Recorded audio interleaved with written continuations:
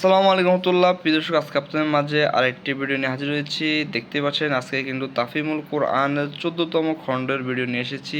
প্রতিটি কোরআনে কিন্তু লিখেছেন সৈয়দ আবুল আলা মওদুদী রহমতুল্লাহ এবং এটি বাংলা অনুবাদ করেছেন মাওলানা মোহাম্মদ মুজাম্মেল হক। এই কোরআনটি অনুবাদ করেছেন। এটি কিন্তু 14তম খণ্ড, আর এটার মধ্যে আপনারা সূরা পাবেন হলো সূরা হামিম, আস সাজদা থেকে সূরা আল আহকাফ। এখানে এই সূরাগুলো আপনারা এই কোরআনটির মাধ্যমে পাবেন। আমি যদি সূচিপত্রতে চলে যাই, দেখতে পাচ্ছেন সূচিপত্রতে লেখা রয়েছে এখানে সর্বমোট 6টি সূরা রয়েছে পবিত্র কোরআনের, যেটা 41 থেকে 46 নাম্বার পর্যন্ত 6টি সূরা রয়েছে।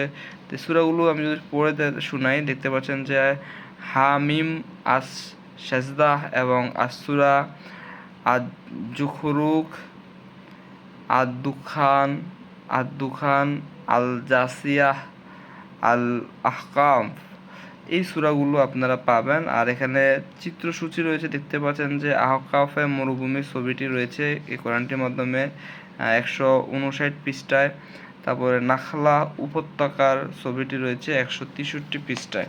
তো এই কোরআনটির মধ্যে আপনারা প্রত্যেকটি সূরায় কিন্তু নামকরণ এবং নাজিল হওয়ার সময়কাল এই সম্পর্কিত বিষয় জানতে পারবেন।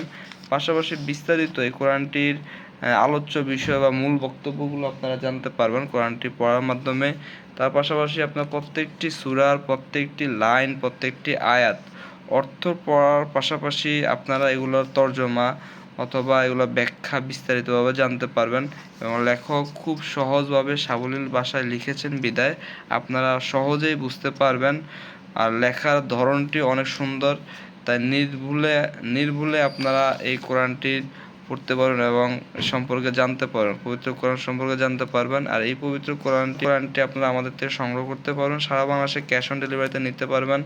অনেকে এটি কিন্তু পড়েছেন বা পড়ে থাকতে পারেন, অনেকের কাছে পরিচিত, অনেকে হয়তো বা কেনার আগ্রহ রয়েছে, কেনার সুযোগ পাননি বা কিনতে পারেননি। আপনারা আমাদের থেকে এটা 19 খণ্ড একসাথে নিতে পারবেন।